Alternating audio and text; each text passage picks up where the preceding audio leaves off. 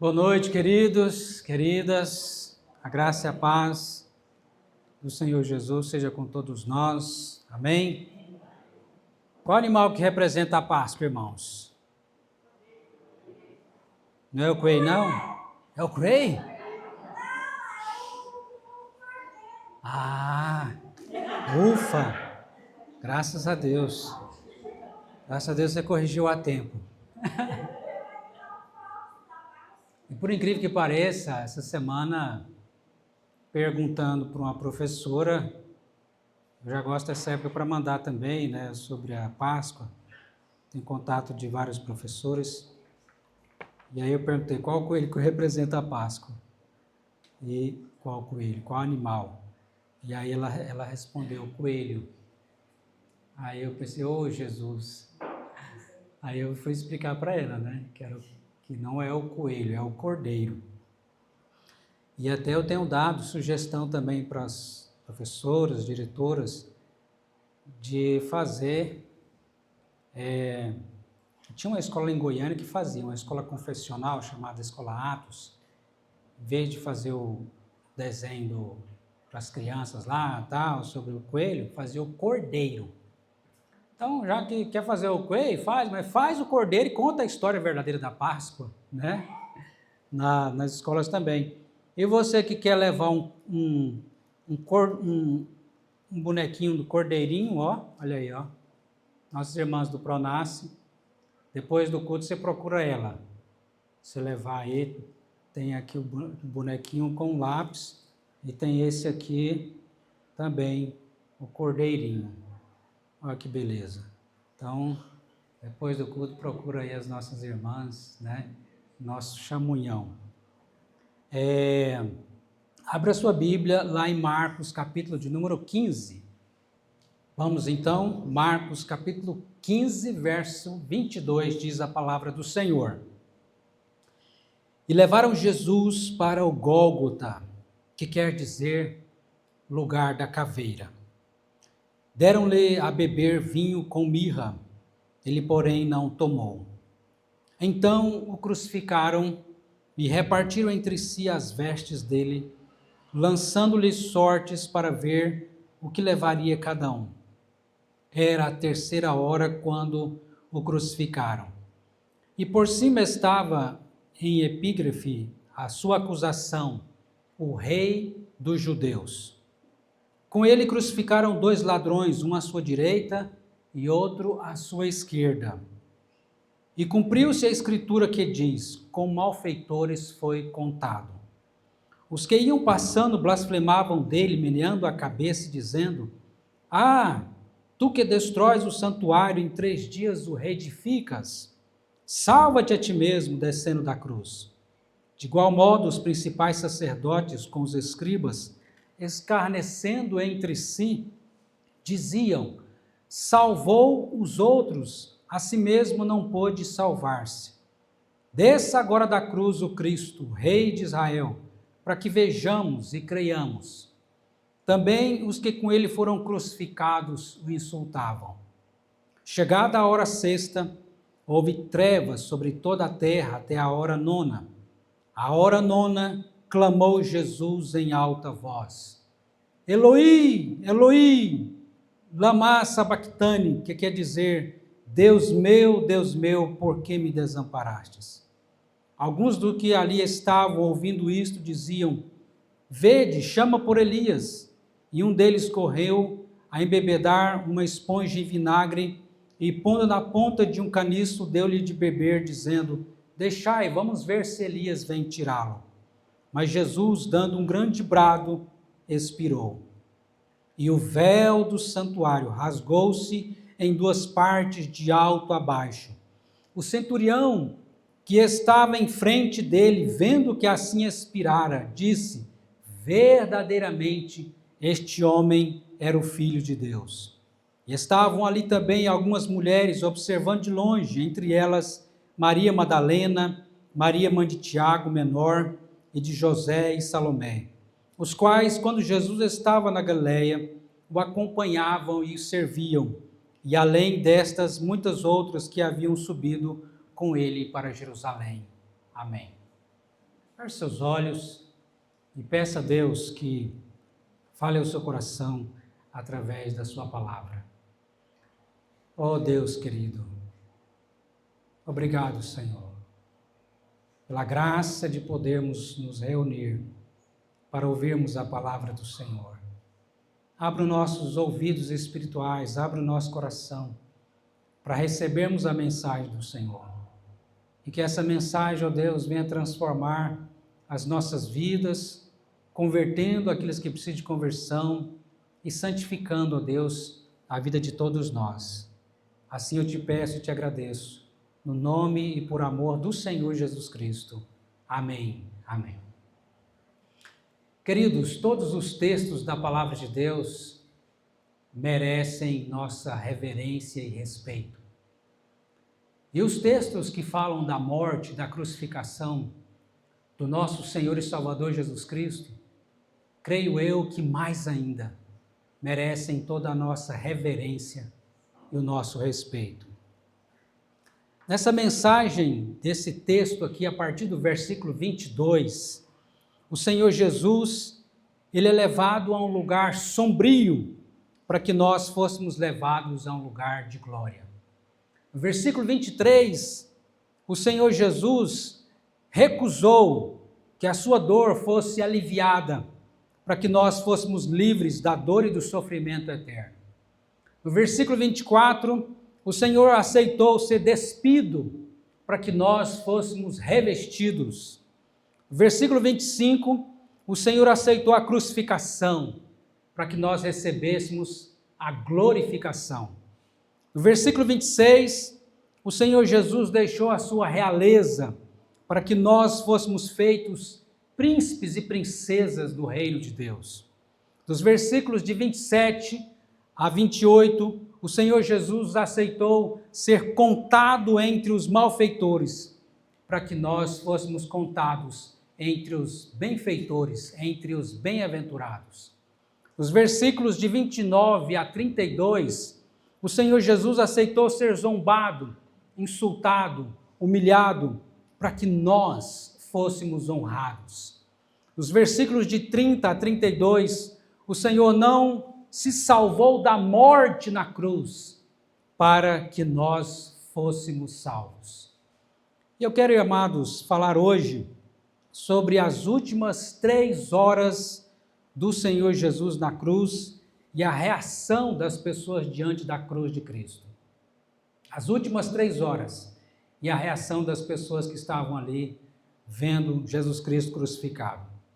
As últimas 3 horas do Senhor Jesus na cruz. Vocês sabem que o Senhor Jesus, ele ficou 6 horas na cruz. Os judeus na época começavam a contar as horas do dia a partir das 6 horas da manhã. Diferente de nós, que contamos a primeira hora do dia a partir da 1 da madrugada, os judeus começam a contar a partir das 6 da manhã, a primeira hora do dia. Então, as 3 horas para eles corresponde às 9 horas da manhã do dia para nós. Jesus então é crucificado às 9 horas e morre às 3 horas da tarde. É preciso entendermos, queridos, que a cruz é o centro do Evangelho. A cruz é o centro do universo, tudo mais é periférico. A cruz é o centro de todas as coisas. Nas últimas 3 horas do Senhor Jesus, na cruz, nós precisamos entender 2 acontecimentos. Primeiro, as trevas que veio sobre a terra. Olhe comigo o versículo de número 33. Chegando a hora sexta, houve trevas sobre toda a terra até a hora 9, ou seja, do meio-dia até as 3 da tarde.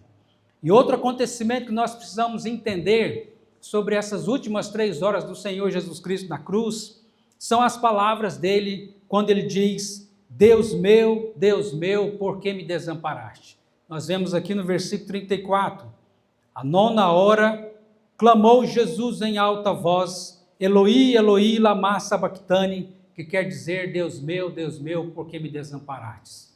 Citando o Salmo de número 22, o qual foi lido aqui no início do culto. Entendamos então o significado de trevas na Bíblia. Versículo 33, chegando a hora sexta, houve trevas sobre toda a terra até a hora nona. Do meio-dia até as 3 horas da tarde, houve trevas. E que trevas? Que significado de trevas é esse? A escuridão, meus amados, na Bíblia, simboliza julgamento. O próprio Deus trouxe a escuridão sobre o sol. Não foi um eclipse, pois a Páscoa se comemorava na lua cheia. Foi um milagre. Foi algo sobrenatural, não foi algo natural, mas sobrenatural. As trevas, o próprio Deus que trouxe naquele momento de julgamento, de juízo. Frequentemente você pode observar que nas Escrituras as trevas são símbolo de julgamento. Isaías 5, Isaías 60, Joel 2, 30 e 31, Amós, Zacarias, Mateus 24, Atos 2, 2 Pedro 2 e Apocalipse 6, de 12 a 17. Todos esses textos vão mostrar que trevas está simbolizando julgamento. Eu quero apenas ler o texto aqui de Joel, capítulo 2, versículo 30 e 31, que diz: mostrarei prodígios no céu e na terra, sangue, fogo e coluna de fumaça. O sol se converterá em trevas e a lua em sangue, antes que venha o grande e terrível dia do Senhor. Também o texto de Apocalipse, quero ler aqui para os irmãos também, que nos diz sobre as trevas do julgamento de Deus que virá sobre a humanidade. Apocalipse capítulo 6, verso 12, que diz: vi quando o Cordeiro abriu o 6º selo e sobreveio grande terremoto. O sol se tornou negro como saco de crina e a lua como sangue. As estrelas dos céus caíram pela terra como a figueira quando se abala por vento forte, deixa cair os seus figos verdes. E o céu recolheu-se como um pergaminho quando se enrola. Então todos os montes e ilhas foram movidos dos seus lugares. Os reis da terra, os grandes, os comandantes, os ricos, os poderosos, e todo escravo e todo livre que se esconderam nas cavernas e nos penhascos dos montes, e disseram aos montes e aos rochedos: cai sobre nós e esconde-nos da face daquele que se assenta no trono e da ira do Cordeiro, porque chegou o grande dia da ira deles, e quem pode suster-se? Isso já mostra para nós que aqueles que não se renderem ao Cordeiro de Deus, que veio tirar o pecado do mundo, recebendo assim o perdão dos seus pecados e o amor de Deus, um dia receberão, se ele não se arrepender hoje dos seus pecados, um dia vai receber não o amor do Cordeiro de Deus, mas a ira do Cordeiro de Deus, que virá na segunda vinda para julgamento. Mas o que Cristo, o Cordeiro de Deus, está recebendo ali na cruz? O julgamento, a ira que eu e você deveria receber. Por isso as trevas. Na cruz de Cristo, nós temos o julgamento de Deus sobre o nosso pecado.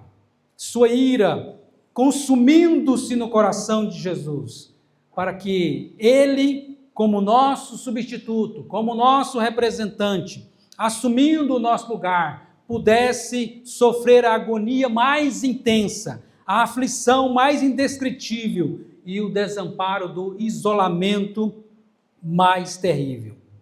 O inferno vem até o Calvário nesse dia e o Salvador desceu até ele, experimentando os horrores do inferno em nosso lugar. É por isso que a palavra de Deus nos diz em 2 Coríntios, capítulo 5, versículo 21, aquele que não conheceu o pecado, ele o fez pecado por nós, para que nele fôssemos feitos justiça de Deus. E Gálatas 3, versículo 13 diz: Cristo nos resgatou da maldição da lei, fazendo-se ele próprio maldição em nosso lugar, porque está escrito: maldito todo aquele que for pendurado em madeiro, maldito todo aquele que fosse pendurado numa cruz. O sofrimento do Senhor Jesus não foi apenas físico, mas principalmente no seu espírito, na sua alma. tal sofrimento foi expiatório. Ele estava assumindo a nossa culpa, os nossos pecados e os pagando ali na cruz. O Senhor Jesus sofre então as trevas do pecado, as trevas do inferno, as trevas da ira de Deus sobre ele. O ser mais puro e santo do universo, o Cordeiro imaculado de Deus, o justo e perfeito, recebe sobre ele a lama fétida, imunda dos nossos pecados. É isso que diz a palavra de Deus. Ele se fez pecado por nós. Irmãos, nós, pecadores, estamos acostumados aos nossos pecados, mais ou menos. Mas o Senhor Jesus não. Ele é totalmente santo. E quando ele então recebe as trevas do nosso pecado, do julgamento de Deus, a sua alma se agoniza em horror, em horror.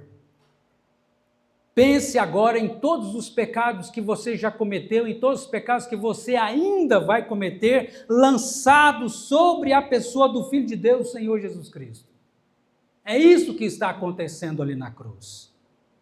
As trevas do julgamento de Deus estavam sobre Jesus. Esse é o primeiro ponto. O que significa essas trevas? O juízo de Deus, que veio sobre o seu Filho amado lá na cruz. Em segundo, as palavras do Senhor Jesus, quando ele diz, Eloi, Eloi, lama sabachthani, que quer dizer, Deus meu, por que me desamparaste? O que significa essas palavras do Senhor Jesus? Teria, irmãos, preste atenção nisso, teria Deus o Pai, que no batismo de Jesus fala dizendo para que as pessoas ouvissem, este é meu Filho amado em quem tenho todo o meu prazer. Teria Deus o Pai que disse no batismo do seu Filho essas palavras, este é meu Filho amado em quem tem todo o meu prazer. Teria ele agora abandonado, desamparado o seu Filho amado? Teria o Pai deixado de amar o seu Filho amado? Não, amados, não. Como entendermos então essas palavras do Senhor Jesus? Na cruz, o Senhor Jesus não experimenta o amor do Pai, mas a ira de Deus, que eu e você merecemos como pecadores. O Senhor Jesus sofre na cruz a ausência de Deus. E essa é a pior solidão que alguém pode sofrer. Porque é infernal passar a eternidade sem Deus, sem o amor de Deus. Algumas pessoas, não sei se você já ouviu isso, já disseram para mim, o inferno é aqui mesmo. O inferno é aqui. Mas eu digo que não. E a palavra de Deus diz que não é. E você sabe que não é o inferno aqui. Porque mesmo aqui, o ímpio, aquele que não teme a Deus, até mesmo aquele que não teme a Deus, todos experimentam da bondade de Deus. Deus dá o sol, Deus dá a chuva, Deus dá a saúde, Deus dá o alimento e todas as outras bênçãos para justos e injustos, para aqueles que o amam e para aqueles que não o amam. E há aqueles que até que não temem a Deus, recebem até materialmente mais coisas, materialmente falando, do que aqueles que temem a Deus, do que aqueles que amam ao Senhor. Tem milionários que não estão nem aí para Deus. O Deus deles é o dinheiro. Mas no inferno, queridos, não existe bondade de Deus. No inferno não existe graça de Deus. No inferno não existe misericórdia de Deus. Ao contrário do que muitos pensam, no inferno também não existe ninguém para ser solidário à sua dor, à sua agonia, o sofrimento.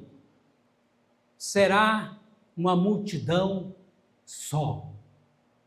É uma agonia solitária. E é isso que o Senhor Jesus está sofrendo na cruz. E por isso ele clama em agonia, dizendo: Deus meu, por que me desamparastes? Ele está só, mesmo sabendo que o Pai lhe ama. E então ele clama: Deus meu, por que me desamparastes? Ele está sozinho na dor infernal, na sua dor infernal, ali na cruz. Ele está só. Ele está só.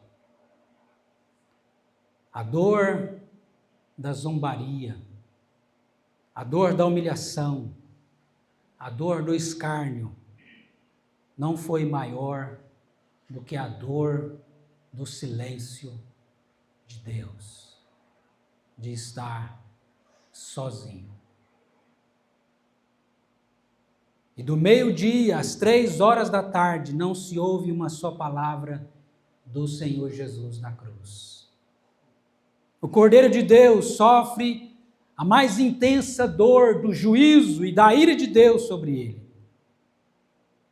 Nós não fazemos ideia, meus amados, da profundidade do seu sofrimento na cruz. Até às 3 horas da tarde, então, ele clama em profunda agonia: Deus meu, por que me desamparastes? Tudo isso porque ele nos amou, porque ele amou a você. Como diz Apocalipse capítulo 1, versículo 5, aquele que nos ama e pelo seu sangue nos libertou dos nossos pecados. Aquele que nos ama e pelo seu sangue nos libertou dos nossos pecados. Esse é o segundo momento aqui na cruz. Primeiro momento de trevas. E às 3 horas da tarde, então, Jesus clama: Deus meu, por que me desamparastes? E qual é a reação, amados? Qual é a reação das pessoas que estão ali ao ver Jesus Cristo crucificado? Nós temos 2 grupos de pessoas diante da cruz de Cristo. Qual foi e tem sido a reação dessas pessoas diante da cruz? Primeiro grupo de pessoas são dos pecadores insensíveis e incrédulos. Olha comigo os versículos 35 e 36 de Marcos capítulo 15, verso 35 e 36, que diz: E alguns dos que ali estavam, ouvindo isto, dizia: Vede, chama por Elias. E um deles correu a embebedar uma esponja em vinagre e pondo-a na ponta de um caniço, deu-lhe de beber, dizendo: Deixai, vejamos se Elias vem tirá-lo. Irmãos, estudando esse texto da palavra de Deus, essas pessoas, eles estão aqui, sabe fazendo o que eles estão fazendo? Piada. Eles entenderam o que Jesus está dizendo em hebraico, aramaico. Eles sabiam que Jesus não estava chamando por Elias. Eles sabiam que Jesus estava citando o Salmo: Eloi, Eloi, lama sabachthani, Deus meu, por que me desamparastes? Mas eles aproveitam esse trocadilho para fazer piada, para dizer: ele está chamando por Elias. Eles maldosamente se fazem de mal entendidos e torcem as palavras do Senhor Jesus na cruz. Eles sabiam que o Senhor Jesus havia dito, mas eles querem fazer piada, eles querem zombar. Insensíveis e incrédulos. Agora preste atenção comigo. Talvez você, pecador, não chegue a esse ponto de tal zombaria. Mas caso você saia daqui hoje e continue a sua mesma vida sem se arrepender de seus pecados, você não é muito melhor do que aqueles insensíveis e incrédulos que estavam ali diante da cruz. Diante de tudo que você tem ouvido, se você continuar com a mesma vida de sempre, você também é insensível e incrédulo. Você pode tentar disfarçar a sua insensibilidade, a sua incredulidade, mas Deus conhece o nosso coração. Deus conhece o nosso coração. Você pode dizer para você mesmo que você não é tão mal assim, você é uma boa pessoa, mas Deus não aceita uma fé sem compromisso. A sua fé é com um compromisso de fato de verdade? Amém? Porque para Deus, para Jesus, é tudo ou nada. Deus não aceita mais ou menos. Não vou servir a Deus mais ou menos. Deus não aceita isso. O inferno está cheio daqueles que tiveram uma fé sem compromisso com Deus. Daqueles que viveram uma vida mais ou menos para Deus. Sabe por quê, amados? Porque Jesus, em Mateus 16, verso 24, diz: se alguém quer ser meu discípulo, ele diz: negue-se a si mesmo, tome a sua cruz e siga-me. Negue-se a sua própria vontade para fazer a vontade do seu Senhor, e tomar a cruz é estar pronto a viver e a morrer por Cristo. É assim que você segue a Jesus? Esse é o seu compromisso com Cristo? Se você quer ser discípulo de Jesus, não tem outro caminho. Por que é tão radical essa chamada de Jesus? Porque ele foi radical por nós. Ele não se entregou pelas metades, ele se entregou por inteiro naquela cruz para morrer no meu e no seu lugar. E por isso, ele pode dizer: quem quiser ser meu discípulo, negue-se a si mesmo, tome a sua cruz, esteja pronto a viver e a morrer por Cristo. Então, siga-o. Amém? Por isso, amor, você estaria louco se você pensa em brincar de crente, sem compromisso, sem se entregar de corpo e alma a Deus. Seja sincero com você mesmo e com Deus e confesse a dureza do seu coração, a sua incredulidade, a sua insensibilidade. E peça perdão a Deus. Esse é o primeiro grupo de pessoas. Espero que você não esteja nesse grupo. Mas se estiver, Deus te chama hoje ao arrependimento. Será que você faz parte desse primeiro grupo? Dos insensíveis, dos incrédulos, dos sem compromisso? Mas há um segundo grupo de pessoas, que é daqueles que tiveram as suas vidas transformadas pela mensagem da cruz de Cristo. Olhe comigo os versos 39 a 41, que diz: o centurião que estava em frente dele, vendo que assim expirara, disse: verdadeiramente este homem era filho de Deus. Estavam ali também algumas mulheres observando de longe, entre elas Maria Madalena, Maria mãe de Tiago, menor, e de José e Salomé, as quais, quando Jesus estava na Galileia, o acompanhavam e serviam, e além destas, muitas outras que haviam subido com ele para Jerusalém. Nós vemos aqui um outro grupo de pessoas. Primeiro, um grupo dos zombadores, e até religiosos entre esse grupo, de insensíveis, de incrédulos. Mas agora nós vemos um outro grupo, um grupo de fato que negaram a si mesmo e tomaram a sua cruz para seguir a Cristo. Um grupo daqueles que tiveram as suas vidas transformadas pela mensagem da cruz. E um nesse grupo é o centurião, também o ladrão que se arrependeu do lado da cruz de Cristo, as mulheres que seguiam e serviam a Jesus, o próprio discípulo amado João, que escreveu o Evangelho segundo João, primeira, segunda e terceira carta de João e Apocalipse, estavam ali. Mas não apenas esses, mas também milhares de homens e mulheres que têm sido transformados pela mensagem da cruz.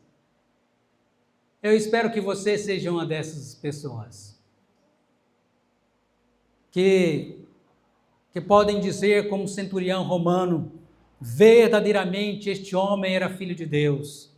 Que podem dizer, como Pedro: tu és o Cristo, o Filho do Deus vivo. Que podem dizer, como o eunuco oficial da rainha de Candace, que deseja também ser batizado, quando ele diz: creio que Jesus Cristo é o Filho de Deus. E assim recebe o batismo por Filipe. Mas eles não disseram isso da boca para fora. Todos eles fizeram a sua pública profissão de fé e receberam o batismo. Compromisso. Compromisso, de fato, de verdade. Inclusive, o centurião romano, conforme diz a história da igreja. Aqueles que diante da mensagem da cruz de Cristo não tiveram as suas vidas transformadas e não fizeram compromisso com Cristo, na verdade, nunca foram convertidos, por mais religiosos que sejam, por mais que digam, eu creio em Deus. Mas se as suas vidas não foram transformadas, não houve verdadeira conversão. Você entendeu no coração o que Cristo fez na cruz para salvar você, pecador? Deixe-me contar meu breve testemunho aqui da minha conversão. Eu que fui criado desde pequeno dentro da igreja. Minha mãe me levou desde pequenino para a igreja, graças a Deus, tive a oportunidade de ouvir a palavra de Deus já bem cedo. Mas eu era um religioso evangélico, um religioso presbiteriano. Até o dia que Deus converteu o meu coração. Eu não sei o dia, não sei exatamente quando, mas eu sei que um dia eu me vi um pecador perdido, mesmo dentro da igreja. E aí, quando eu olhei para a mensagem da cruz, eu entendi. A cruz passou a ter sentido para mim quando eu me vi perdido. Porque só vai dar valor à mensagem da cruz, ao remédio, aquele que se vê primeiro a sua enfermidade, a sua situação como um pecador perdido. Por mais religioso que eu fosse, já dentro da igreja, mas todos precisam passar pela conversão. Seja aqueles que não foram criados num lar evangélico, seja aqueles que desde pequeno estão dentro da igreja. Eu me lembro que uma das coisas que me marcava, quando eu ia para a igreja presbiteriana, eu passava em frente da igreja Assembleia de Deus, e às vezes os irmãos já estavam cantando, começava mais cedo a escola dominical ou o culto, e sempre eu me questionava por que os crentes sempre falava da cruz, a cruz de Cristo. Eu entendia aqui na minha cabeça, eu entendia por que Jesus veio, Ele morreu para nos salvar. Mas uma coisa é você entender aqui na sua cabeça, apenas intelectualmente falando, e outra coisa é isso tocar o seu coração. Então, quando eu ia para a igreja, e aí passava e os crentes estavam cantando aquele hino, foi na cruz que um dia eu vi meu pecado castigado em Jesus. Eu me perguntava, por que os crentes falam tanto da cruz, a cruz de Cristo? Quando eu me vi um pecador perdido, eu então entendi o significado da cruz, não só aqui, racionalmente, mas no meu coração. Quando eu senti o meu pecado, que com o meu pecado eu estava ofendendo a Deus, aquilo doeu, eu senti tristeza, veio um arrependimento, saber que mesmo sendo um religioso, por causa do meu pecado, Jesus tinha morrido na cruz por causa do meu pecado. Do meu pecado. Aquele que só fez o bem para mim, jamais o mal. E eu tantas vezes lhe fiz o mal com os meus pecados. Então eu entendi. E Jesus passou a ser para mim a pessoa mais importante, mais especial de todo o universo. Eu olhei com outros olhos para Jesus. Jesus passou a ser mais importante do que meu pai, do que minha mãe, do que qualquer outra pessoa. Eu poderia perder tudo, menos Jesus. Isso aconteceu com você? Talvez não dessa maneira, mas você já se viu um pecador e olhou para Cristo como o Senhor e Salvador da sua vida? como aquele que lá na cruz pagou o seu pecado? Concluindo, queridos, a qual desses dois grupos de pessoas você pertence? Ao grupo dos insensíveis e incrédulos? Ou ao grupo dos que, diante da mensagem da cruz, tiveram as suas vidas transformadas e entregaram-se de corpo e alma ao Senhor e Salvador, Jesus, para amá-lo eternamente, porque nós fomos amados eternamente. Então eu te pergunto, ao que ou a quem você mais ama? Ao que ou a quem você mais ama? Será que tem alguma coisa que está te impedindo de servir inteiramente, de te entregar inteiramente a Cristo? Será que você ama alguma coisa mais do que a Cristo? Jesus disse: se alguém amar pai, mãe, filhos, filhas, bens, esposo, esposa, mais do que a mim, não é digno de mim. A quem você mais ama? A qual desses dois grupos você pertence? Lembrando que as trevas do juízo de Deus e o clamor de Deus, o clamor de Jesus, Deus meu, por que me desamparastes? Foi por causa dos seus pecados, dos meus pecados, dos nossos pecados. Então agora você tem a oportunidade, se você ama Jesus, dizer aí onde você está: Senhor, eu te amo. Eu te amo, Jesus. Fala isso para Ele agora. Vamos ficar de pé e vamos orar? Dar a você a oportunidade de declarar o seu amor por Jesus com as suas palavras no seu lugar, de maneira audível ou silenciosamente. Diga ao Senhor, se você o ama, diga isso para Ele agora.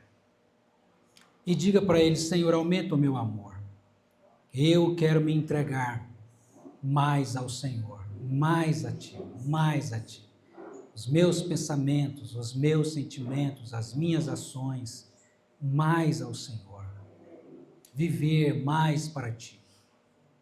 Negar a mim mesmo, tomar a minha cruz. Diga a Jesus, se você o ama, diga isso a Ele. Se você não o ama, peça a Deus perdão dos seus pecados. E que Deus tenha misericórdia da sua alma e te livre do inferno. Oremos. Senhor, nós queremos declarar o nosso amor por Ti. Queremos te dizer nesta noite que nós te amamos, Senhor.